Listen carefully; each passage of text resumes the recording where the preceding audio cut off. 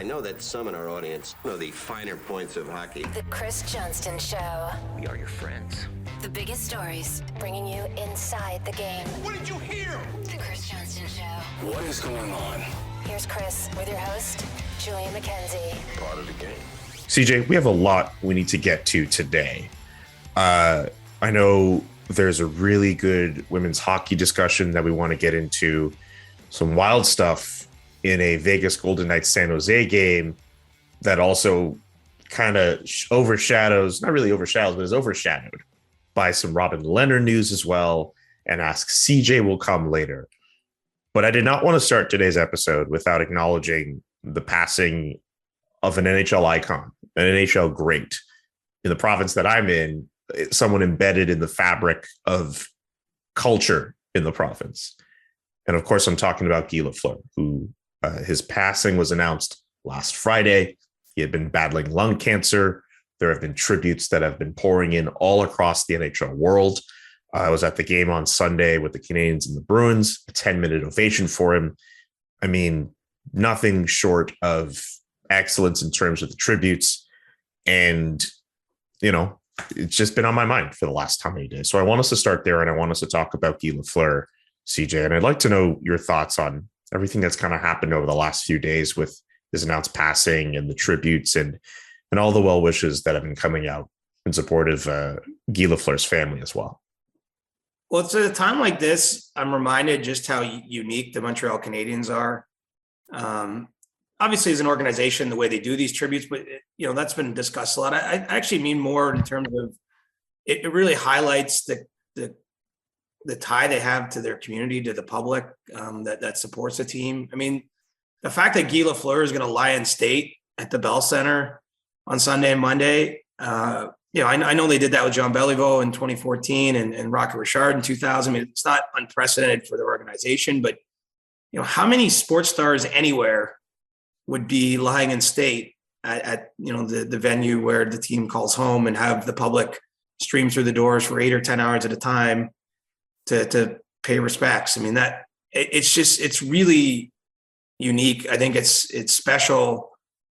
And I do think it highlights, something that makes this organization, even among the NHL teams, probably unique. I mean, there's obviously the Detroit and the Rangers, the Bruins, the Maple Leafs, the Blackhawks. I mean, there's other original six teams that have long histories and have deep ties, but I think Montreal and the fact that, especially those Lafleur teams of the 70s that just did so much winning, to carry on from what happened from the generation before them, it created something really special for that organization. And so, obviously you think about Guy Lafleur and his family and I've read a lot of the tributes that went around since Friday when he died.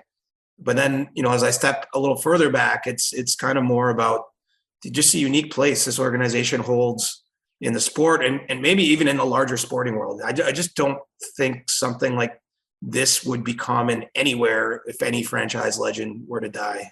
And that's kind of where my brain's been at the last day or so as we sort of process what's going on there.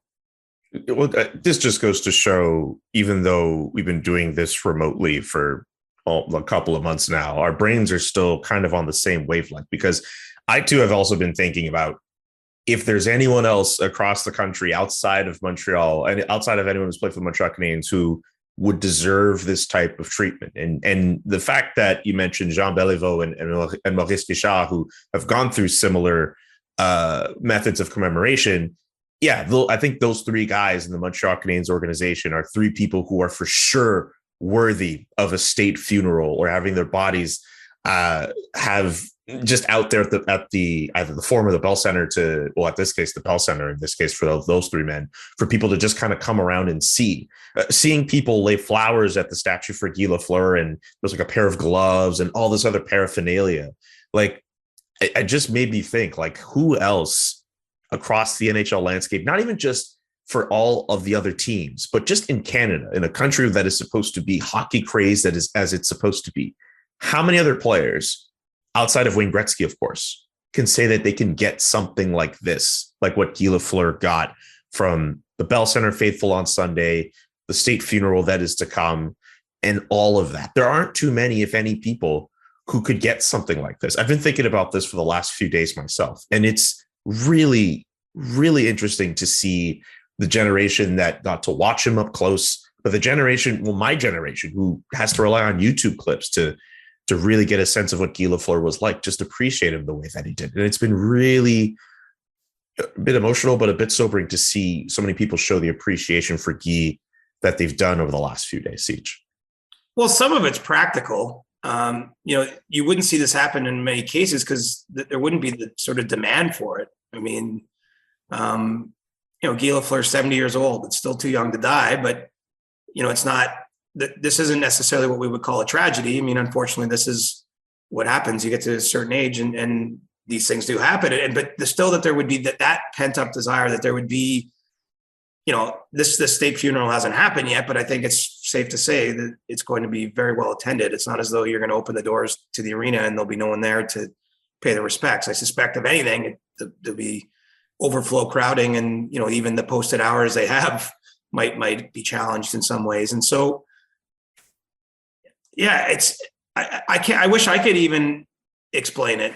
I almost see it, but I can't fully comprehend it. Maybe because I didn't grow up in Quebec. We're talking about a local star in this sense. Someone playing for not his hometown team, but in the province, could speak both languages, of course, really had appeal that went beyond just this marvelous achievements on the ice, because, let's face it, there's lots of players that have marvelous achievements on the ice. I think what we're highlighting here is something a little beyond the goal totals or the fact that he is the all-time franchise leader in points.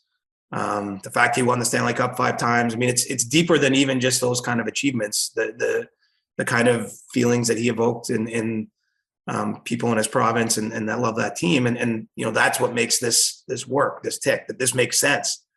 I don't want to go around and list all the other people in the world that, what if they're died, how they might be treated, but I don't think that there would be many. I think it's safe. You're hitting on the right point here, is that this is unique, and again, I think it would be unique in baseball, the NFL, European soccer, outside of a tragedy where someone, say, dies in the middle of their career through some very tragic, unfortunate circumstances. I mean, when it's someone this far beyond when he played his last game for the team, I mean, there's just not many situations that would warrant this kind of commemoration of life. And so, oddly, that's sort of where my brain lands here. I miss Guy Lafleur's most of his career, much like Mike Bossy. I mean, we're only a week on from Mike Bossy's death as well. So I only know about him kind of through what's been passed down. I actually do remember a little bit when he came back and played for the Rangers in Quebec, because there'd been a period of years there where he didn't play in the NHL, and it was kind of this novel thing. But, we're talking about, I guess at the end of if you want to be reflective on your life, it's not just about your achievements, right? It's not about the awards you won or the things you did, even the money you made, all those things. It's about how you impacted people. And what we're talking about here is a man who had immense impact beyond just his family or his immediate friend circle. I mean, an entire province full of people at minimum, and his reach extended beyond Quebec too. That's a pretty special life. And that's why this is a pretty special commemoration of his life that we're going to see here in the next week. On the day of the announced passing, one of the shows on TSN 690 in Montreal, one of the hosts, Tony Marinaro, he has a show called the Montreal Forum. And in the show intro, one of the clips you hear is the Guy Lafleur game-tying goal during the 1979 semifinals against Boston. And on the beginning of that show on the Friday, instead of just playing the entire intro, which is like this long, campy intro that has Eye of the Tiger and all these other clips, he just plays the goal call of Guy Lafleur scoring against the Bruins. And then you hear Tony start, and he can barely get through the first few minutes. You can hear him take deep breaths. You can hear him cry, sob. He gets a guest on, and in between all the different times the guest is talking, you can hear him try to hold back tears. And I mean, that's just one person, but there were so many other people who felt those waves of emotion, either publicly or privately, but that's just a sense of how people were mourning this in the moment. There was a lot of that, or at the very least, that stuck out to me a lot. And a lot of people took to online to post their tributes and all that. But I think that particular first few minutes of a show I was listening to, that stuck out to me the most at how people loved and appreciated a guy like Guy. And in the case of Tony, that's his favorite player. That was his favorite player growing up. And he had to, he loved him. He loved him. That's just a sense of how people in Quebec really loved and appreciated Guy. And I don't know how much of the tribute you saw before the Bruins-Canadiens game, which I still think timing is wild, because Mike Bossy passes away and the Islanders play the Canadiens that night. And they show on the Jumbotron the photo of Guy and Mike Bossy together. And I think that puts a lot of pits in people's stomachs, because you're thinking, okay, both these men are battling lung cancer and one person's already lost their fight and everyone's wondering what's going to happen with Guy. And then literally a week later, Guy passes away from the same disease. And then the next home game for the Canadiens happens to be against the Boston Bruins. And that tribute ahead of that game, again, I don't know how much of it you watched, but as someone who only watched from afar when the team did what they did for Jean Beliveau, and seeing the love and adoration that he got as arguably the most classy man in the history of that franchise and possibly in the NHL, to see people appreciate Guy the way that they did, a 10-minute ovation. That is one of the most special things I have ever seen as someone who has been in sports media for like the last 5 years or so. That's one of the most special things I've ever seen live. I bet. The one thing, I wasn't raised in religion, in any organized sort of religious ceremony, so I hope I'm not going to offend anyone by saying this, but I've always thought if you're a real hockey fan or someone who loves the sport, that going to Montreal for a big moment would be like what a Catholic must feel when they go to the Vatican or something. Like, I've always felt that there is something somewhat religious or spiritual about being in that arena when something big's happening. I covered the playoffs. Was it 2014 that they went to the Eastern Conference Final against the Rangers? I was covering the Canadian series that year. A couple others around that time, I think 2015 against Tampa. So I was in the building for some of those big games, and Jeanette Renaud comes out and sings the anthem, and just a feeling, and being in Montreal in the spring, walking up to the arena with the weather's turning nice and these huge games, all the anticipation, the way that arena pops. And it's not quite the same what you're talking about, but there's just something special in the air around the Canadiens, and there's just something about knowing how to, the touches that makes it kind of like the hair on your arm stand. And again, here we're talking about, this isn't a team or anything I grew up with any affiliation towards. I didn't cheer for them. I didn't know Guy Lafleur personally. I didn't see him really play any meaningful hockey, and you can still have those emotions. I think it says something with the job they did. I like Julian, even though they just had the dasher boards all white, no ads on them, and just a small tribute to Guy Lafleur there. Well done. It's similar to when they announced a sellout minus one person when Jean Beliveau died, because Beliveau, of course, always sat a few rows behind the Canadiens bench, and they left his seat empty that game and ended a long sellout streak. I mean, it's always these sort of small touches that I think really connects with people. And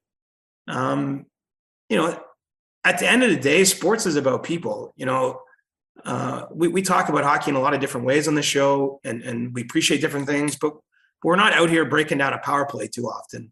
And I respect that people like the sport for that. I'm not saying what you have to like in your fandom, but I always thought that, sports is sort of like a reality TV show too. And it, the players can be sort of characters in your life. If you're a fan, if you don't have a chance to actually know them personally, you still feel something, and you experience things through them. And, I think that in Montreal, it heightens everything to like this higher level. And on Sunday night, you saw that ovation, all the things you're describing, having been in the building, even not being in the building, I could feel it and see it and sense it too. And wow. I mean, again, you've done something really meaningful in your life. If upon your death, these things follow. I mean, you've really touched people, and ultimately what else are we walking around the planet for, is to try to make connections and to have a positive impact in people's lives. And obviously Guy Lafleur did that.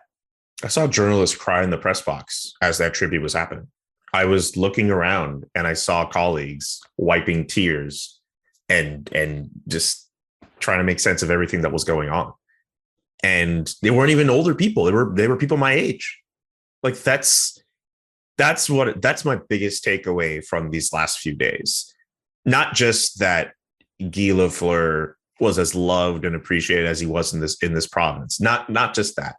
It's the fact that people at a certain age who didn't even watch Guy or their main exposure to him is whatever footage is shown at the Bell Center on occasion or YouTube clips or whatever their parents tell them.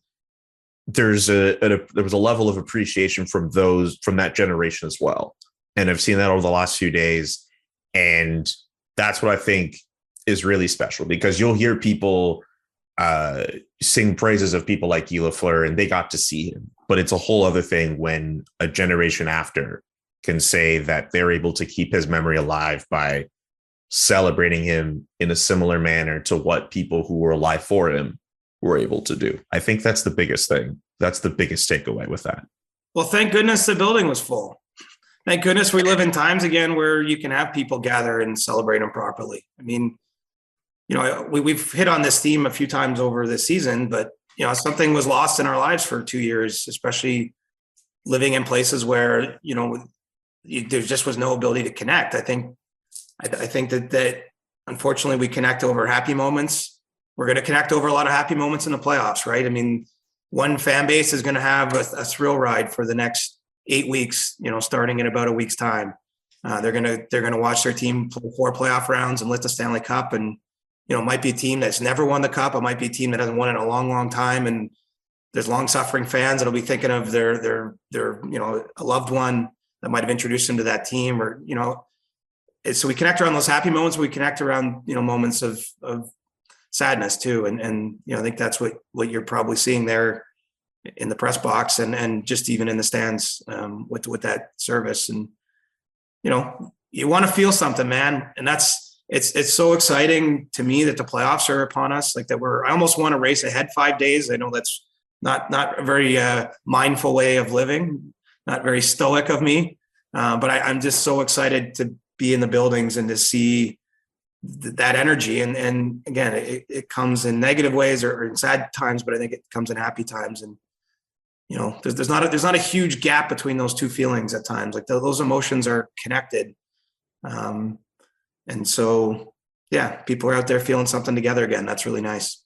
Last thing I'll mention too, because I don't want to not mention this, but they had a moment before the game where they brought out a list of Canadians' greats, and they were all able to talk about Guy Lafleur. And actually, on that topic of obviously what we've all gone through over the last how many years, something kind of really interesting happened.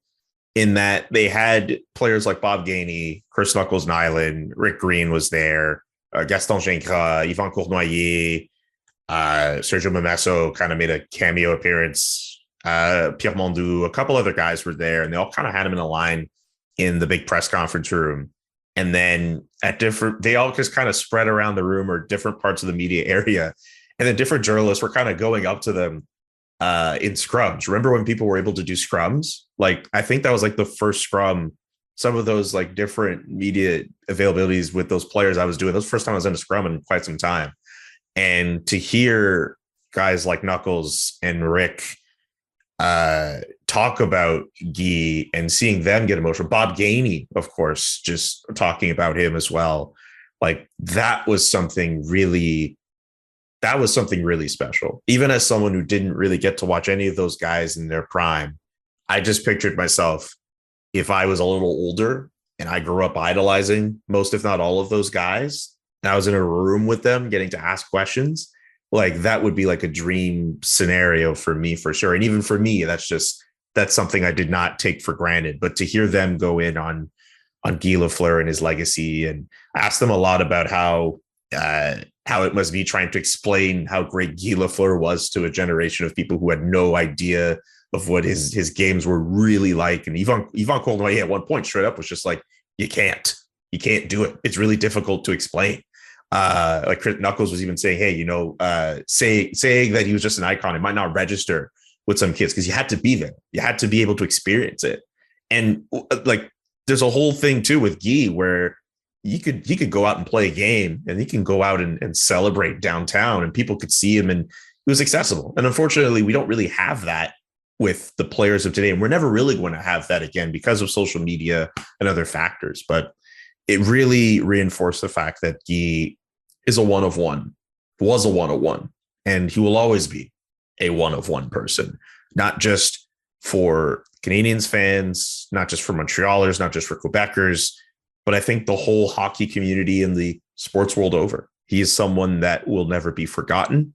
He is someone whose legacy will be passed down, I think, from generation to generation, and people will be able to speak of the impact he had.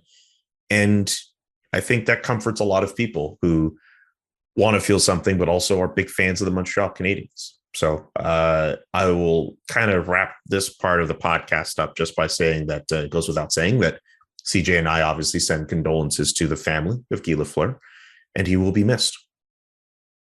So that's a good way to put a bow on that. So bit of a transition here, going from Guy Lafleur. I wanted to talk about a topic that a lot of people were discussing over the weekend that you actually raised the point about with regards to why there aren't many or any female coaches behind NHL benches. And I before we get into the discussion of, the question itself, or at least the tweet itself you put up, I'd like to know, like, why, what led you to think that? I'd like to kind of know the etymology of like why you thought, you know what, let me put that tweet out there and let's talk about this. Because I think this is a really good topic, and I think this could lead to a really good discussion. I mean, there's a few things, part of me was thinking it's getting to the end of the season, this regular season, and we're kind of at the period where NHL teams will be making staffing decisions for next year. Mm-hmm. And, in the next few weeks, that'll happen. Unfortunately, some people are going to lose their jobs. Other people will get hired. Some contracts won't get extended, those types of things. And so this is we're entering the period where there's turnover in some of those roles on coaching staffs. And, I've been around a little longer nowadays. I know you don't like when I point that out, but I think it's not that I don't like that you point it out. It's just, I know when you point it out. But here's the thing. Sometimes when you spend more time around an industry or, business in this case, you can reflect in a different way on it. And I was thinking, like, you look at the NBA, and there are a number of women that have assistant coaching roles in the NBA. Major League Baseball has added a few. And it just seems to me, it's like one of these things that I've been missing in plain sight a little bit. I'm certainly not alone. It's not that I just hadn't consciously really thought that it's unusual that like, what are we waiting for a little bit? And so it wasn't meant to, it's really just like it crossed my mind. It seems rather obvious. I think if you spend a minute looking at where everything's going in the world, that this is something that's been missed, and that you can't tell me that the top female coaches in the world couldn't belong as the third assistant or second assistant somewhere in the NHL. That I'm not saying by any stretch that necessarily like someone's ready to be a head coach in the NHL, but it just seems that because females for so long weren't even considered for those types of jobs. I don't think that's necessarily the case now. And we've seen some pretty notable hires in the front offices, and that's over a couple years. Even I think of like the Leafs with Haley Wickenheiser, Danielle Goyette. I mean, there's a lot of we've seen it trending in this direction. It just seems to me rather obvious that it's about time that we expand the pool of people that should be looked at for jobs. And so it really wasn't meant to be maybe as controversial as it seemed to be. I don't want to overreact to people yelling at me on Twitter with an egg account. I mean, that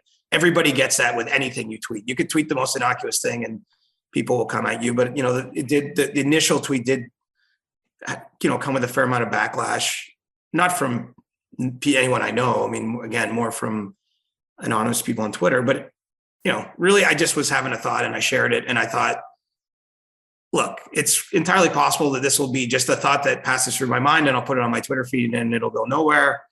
But in my mind, I was also thinking, like, if I am starting to think this way, someone else might be that actually has control over the situation. Someone who might be hiring for a job, and maybe it'll make them think. And I have to tell you, Julian, I can't remember a tweet. There's no tweet in recent memory where I got so many text messages from people around the industry. Like, I'm talking like 12 to 15 people reached out in the last day or two with their own thoughts on that, thoughts they didn't want to like pile on the thread.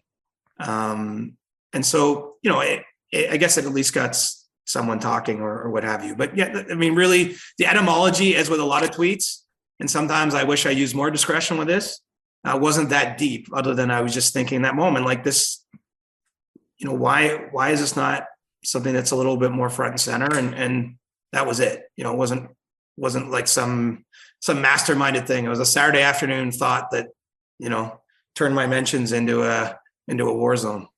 So when I saw that tweet, and I figured with stuff like that, there's always going to be dummies who are going to be like, oh, you're just trying to be woke. Oh, you care about women's hockey, all the stupid BS that we always hear with stuff like that, which is rather unfortunate. I tried to like put that aside because I was like, you know what? Like, that's not going to be of anyone's time to get into. But what I actually thought of was if your question actually went far enough, if your thoughts actually went far enough, like, it's one thing to look out at different NHL benches and be like, man, like, there's no women.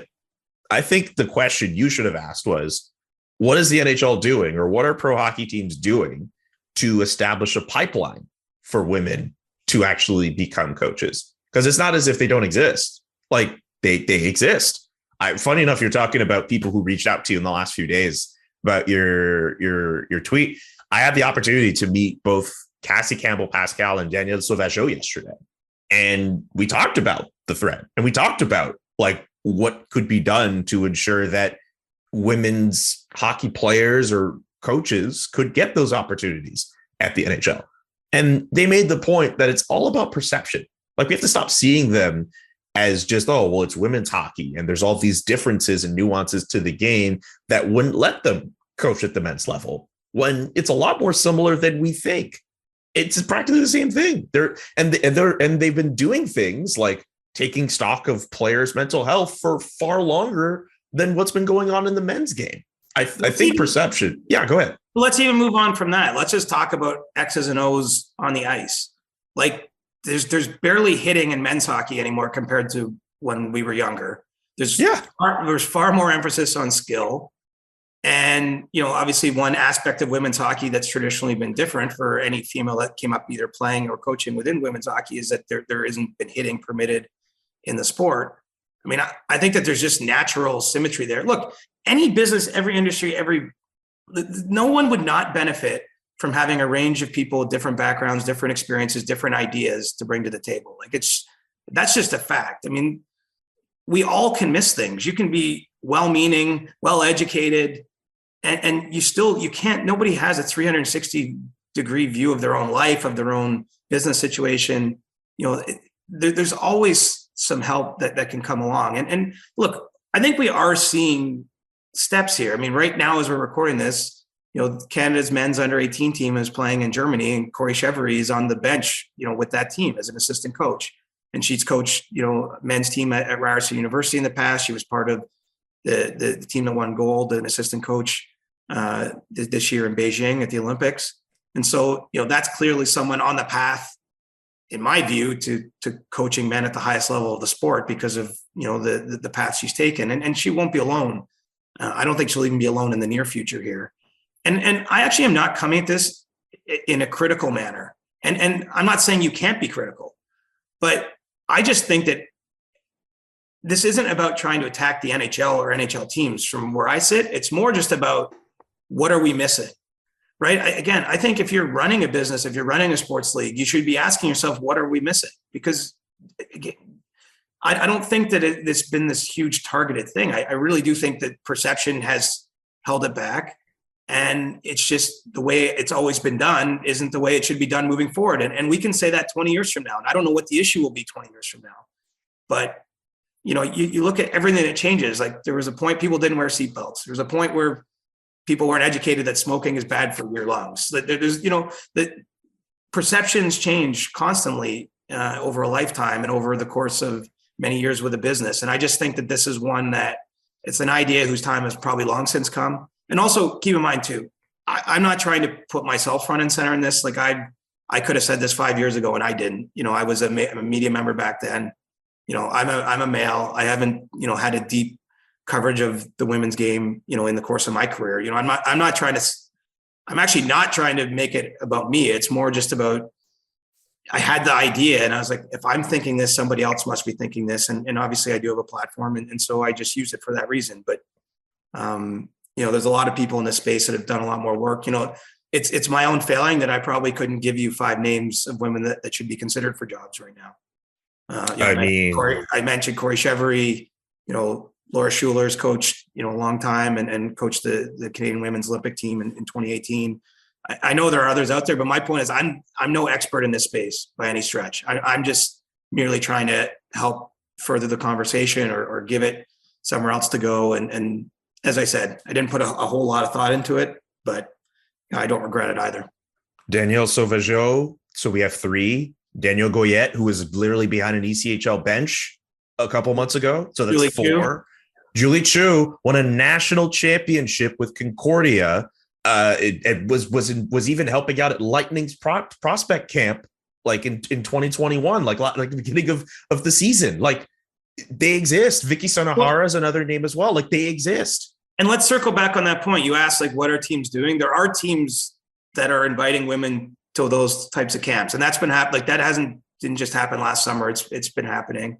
Yes. I imagine you'll see more of that in the future. Like I only think it's going to go in that forward direction. And so, it's not to bring this up and say like, hey, everybody's screwed up here. No one's doing anything. Like, I don't think that really wasn't the intention. It's more just, maybe this could be happening at a little quicker speed, that maybe they're, I don't know what someone's waiting for. I kind of feel like, I really believe that you're going to see 1 female hired as an assistant coach, and then there's going to be like 4, like in a month. Like, I don't know why. I don't know why someone's waiting to be the first, because it's pretty evident to me that there's going to be multiple. And then, there'll obviously be a point in the future where we're not even having this conversation. I mean, I don't know if you highlighted this for an Ask CJ question, but I'll preempt you if you did. Someone building off that tweet thread said, like, what order do you think we'll see? First female assistant coach, first female head coach, first female general manager. My view is the order of that would be first female assistant, just because, again, it's obvious and there are people that could do the job today. Then I think we'll see a first female general manager actually before a head coach. And I say that because we already have women working in front offices, and in many cases, whether it's Rachel Dory, Emily Castengay, Cami Granado. I mean, they're newer in those jobs. And so it's going to take time. Castle just joined the Penguins.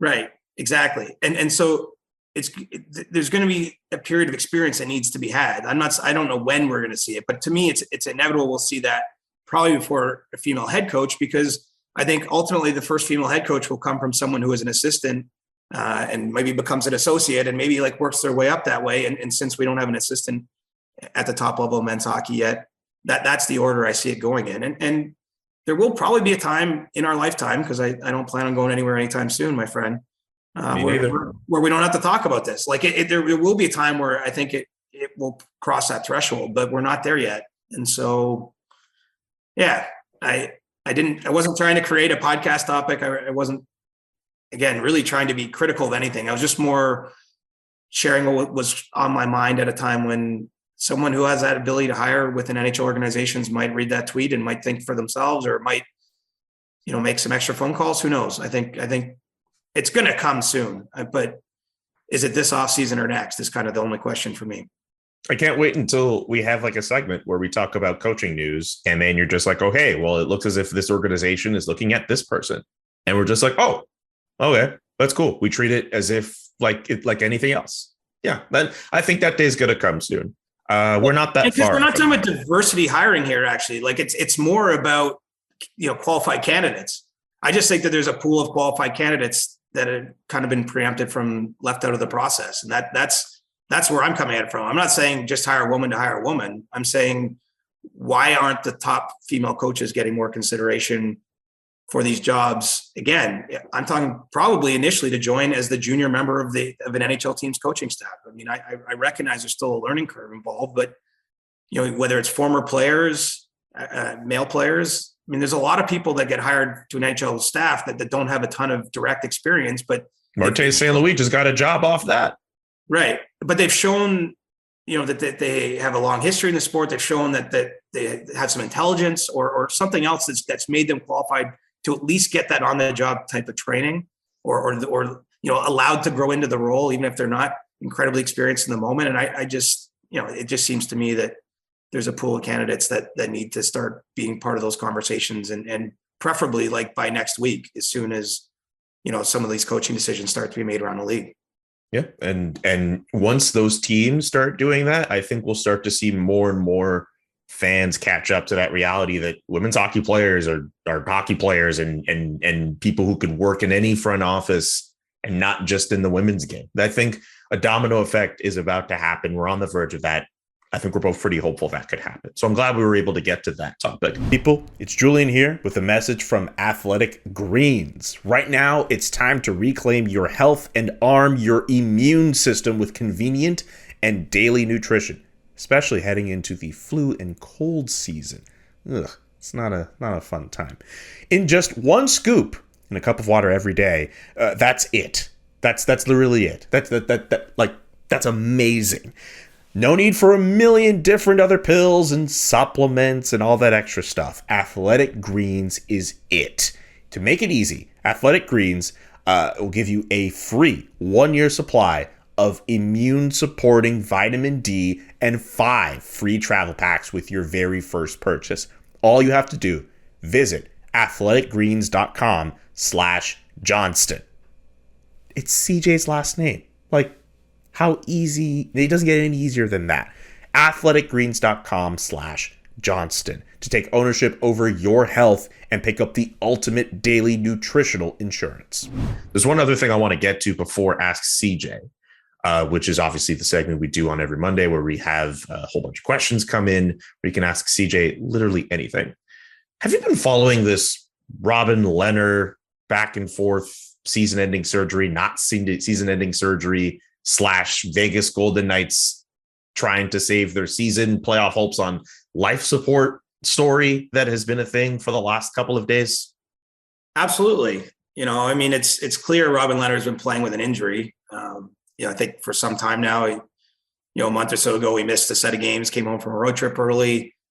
There's been all kinds of different reports out there, even going back a month or two, about his injury status. And it's been a really difficult year for him. It's been a difficult year for that team, that organization in a lot of ways. And, I think all you really need to know is let's not overthink it. They played the most important game of their season on Sunday night, and Logan Thompson was their starting goaltender. And I don't think that was, a coach's decision. I think physically Robin Lehner's having a difficult time playing right now, or else he's kind of your ride or die, for lack of a better term. He's the guy you would be putting in that position if he could play. And so, in terms of everything that went down with the season-ending surgery reports from Emily Kaplan, Jesse Granger, to him backing up Sunday night, I don't think that those reports were straight wrong. That was something Robin Lehner was either seriously contemplating or had decided to do.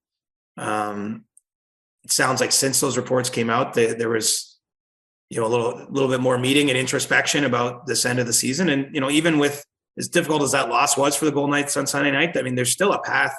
If they have a great last week of the regular season and anyone stumbles just a little bit ahead of them, they can still get into the playoffs. It's not looking good right now. They're on life support, but maybe we see Robin Lehner play one of those games. I don't know if he can find a way to play through what he's been dealing with. I do think it's pretty evident, though, he'll be having surgery at some point when the season's over, if not before, just because of the injuries he's been battling this year. Have you also been noticing that there seems to be a section of fans who are actively rooting for Vegas to miss the playoffs too? Like, they've kind of brought up this reputation as this team that a lot of people seem to love to hate and not want to see succeed. And I'm not just talking Canucks fans looking at their team having a 0.00001% chance of making the playoffs. There are a lot of people, I forgot who tweeted it, but I think there are a lot of people who are texting the guys on the Sharks saying like, hey, thank you very much for the win because you're keeping our playoff hopes alive. Well, sour grapes are a thing in life, man, not just in hockey. That's true. You know, all Vegas has done since entering the league is just win. I mean, how many teams, like how far would you have to go back? But like how many playoff series has Vegas won? I mean, they won 3 in their first season. They've been to a couple conference finals. They've won like 7 or 8 playoff series already as an organization. You know, how far back would you have to go in Maple Leafs history just to pick what's off the top of my head to have 8? The Panthers have never won 8 playoff series, and they were born in 1996.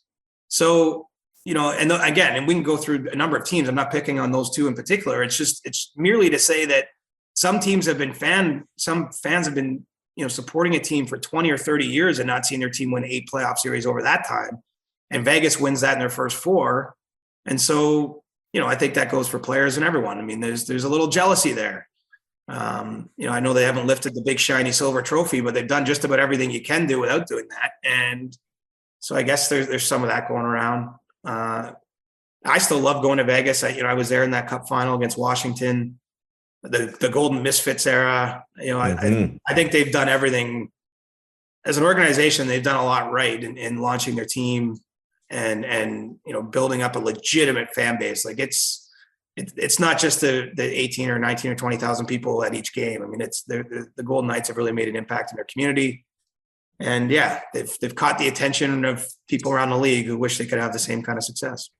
And you need teams like that in any professional sports league where it's a lot easy to kind of hate on, because that's just a good way to get fans into the sport. It's a good way for fans to kind of get into whatever rivalries are out there. You need a team like the Vegas Golden Knights to turn heel and have like a snarky social media account, which I don't know who's running it now, but the guy who was running the first year in the Golden Misfits era, whoever the person was, male, female, whoever. Yeah, dude, he was great. That was awesome. No disrespect to whoever's followed up after him, but Dan was really good at running social for that Vegas team, man. Again, no disrespect, but Dan was really good. But all that to say, Vegas, the Golden Knights, like the fact that people are kind of hating on them the way that they are, you need that. You need that for the sport of hockey. And again, I don't know what's going to happen this last week. I just look at the percentage odds of them making the playoffs is very low.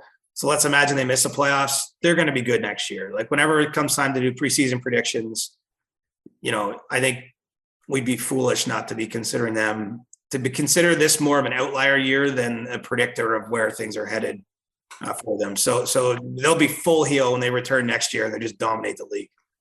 Speaking of predictions, that gives me an idea for Thursday's show. Maybe I'll talk about it on Thursday. Anyway, time for Ask CJ, the segment where we take in questions from all of y'all, either off Twitter or on Discord. I got a really weird one to start off on Twitter from Fulton Reed. Chris, love your work.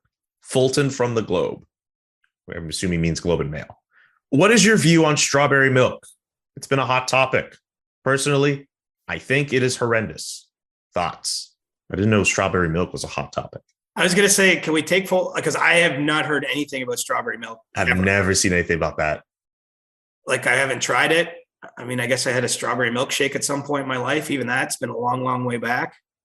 I don't have any strong views on strawberry milk. I don't really drink milk these days, almost at all. So, yeah, I probably wouldn't drink strawberry milk unless there was a real compelling reason to do so. You're not a cereal guy?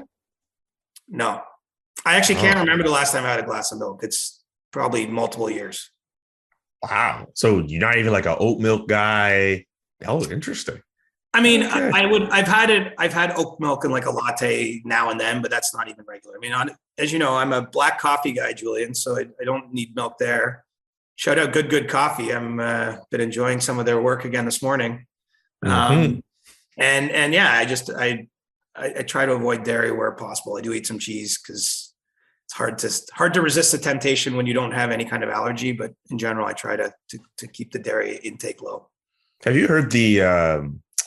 I forget which brand it's for. It's like a cereal brand that like the SDP like has ads on their podcast for, and they'll do these ad reads. There's like one ad read where Adam was talking about the cereal being spicy, and I think it gives him like heartburn or whatever. Oh man. Oh, imagine you have a cereal and you need Pepto-Bismol after that. That's supposed to be the opposite of what cereal is. Cereal is supposed to be so easy on you in the morning anyway. Oh man, that Adam treating cereal like it's Frank's Red Hot Sauce or He something. figures Frank's on there with his strawberry milk, and he's like, "Why does this taste so weird?" My chest. Okay, let me compose myself. Woo. Monday. Hey, don't. Yes, that, but also, if your cereal's that spicy, man, I have questions. This one is from Nalzi on Twitter. This one's a little bit more serious. Within a week, we have seen one ref kick a puck to a player that wouldn't have gotten it, and a pair of refs demonstrate they don't know what the rules are. The Gallagher hand pass non-review, which I was in the building for, and that is ridiculous. Actually, I wasn't in the building, I was watching on TV, but it was ridiculous that went through. Is it time that the NHL needs to start publicly addressing major refereeing mistakes? Well, selfishly, I'm a journalist, so yeah, I'd love that because, I mean, it gives us fuel to discuss these things. It gives us more to chew on. But I don't get a feeling that that's the way it's going at all. I think that they're sensitive, if anything, they're sensitive to the criticism.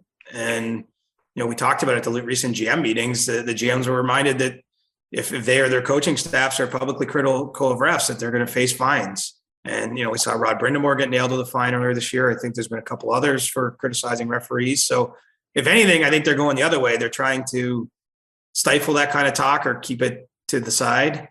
But yeah, let's just call my bias. It would be better for my job and more interesting if all that stuff was named publicly, if they did what the NFL and the NBA do, where they publish reports about missed calls in big parts of the game, or sort of openly acknowledge them.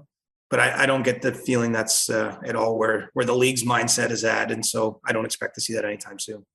Could you imagine if the NHL did like what they do in rugby, and they sort of do in the NBA too, where as a referee is reviewing a call, they're mic'd up the whole time, so you can hear them like kind of discuss their process or their thinking of how a play should go down. Like, could you imagine a referee like reviewing a play, even if like it goes to Toronto or anything like that, and for the entirety of that time they're reviewing, like you're not just looking at them looking over a play, you're hearing them discuss with another referee about, oh, okay, I saw this is happening, and then they come to the conclusion where they announce if it's a goal or not a goal or whatever call they want to make. Could you imagine that? I can absolutely imagine that, because I think that's where business interests are going to drag them there.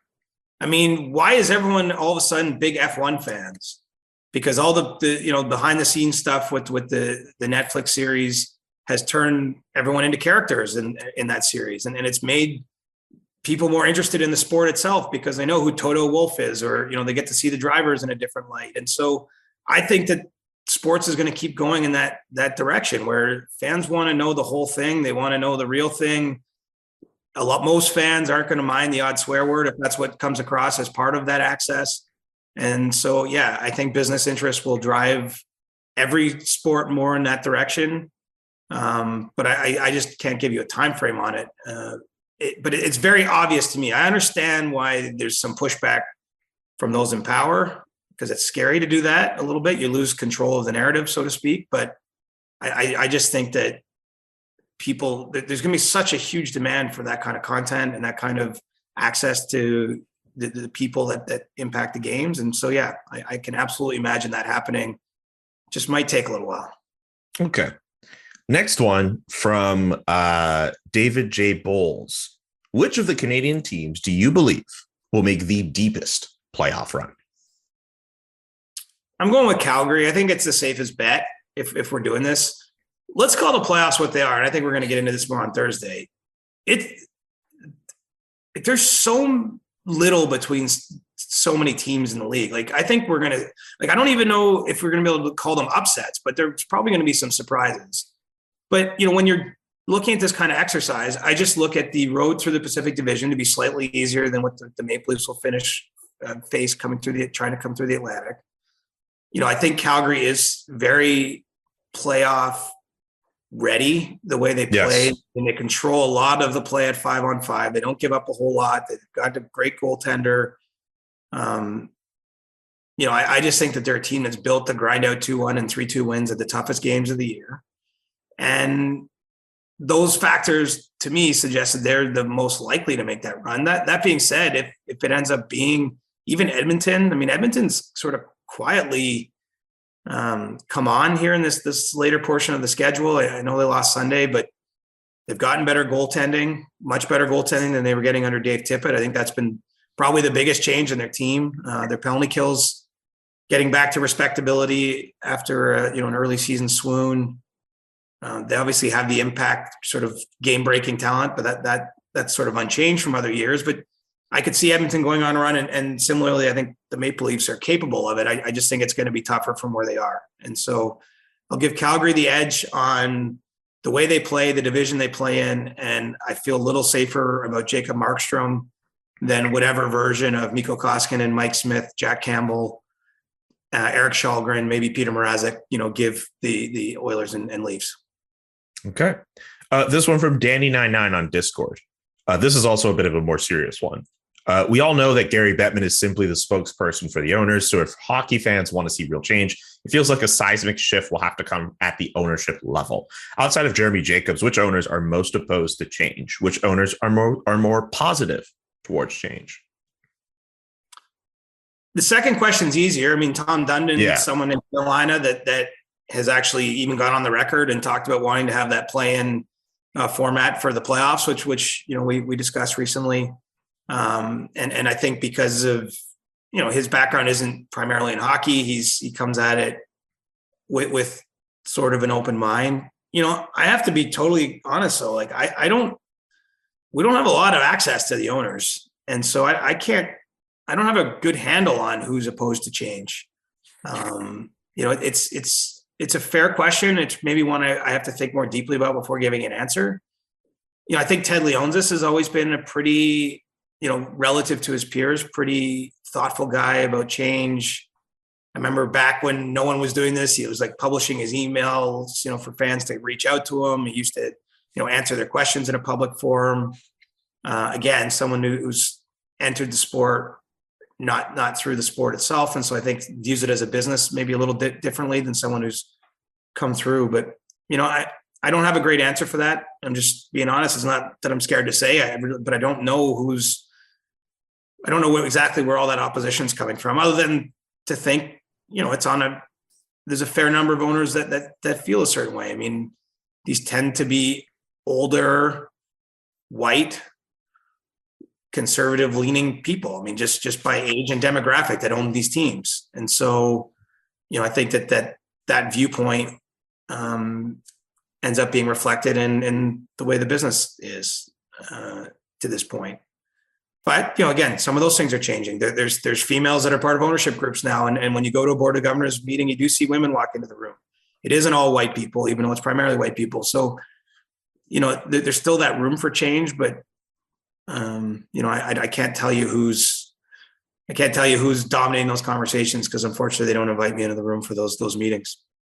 Next question from Canadian Chapter on Discord, which, by the way, if you haven't already, sdpn.ca is where you can find the Discord link. It is a really great time. Hang out there, have some fun, kick it, ask some questions at all the different channels. I think they're doing some special stuff for the postseason as well. So you want to check that out. From Canadian Chapter, how active do you think Seattle is going to be in the offseason? Pretty active.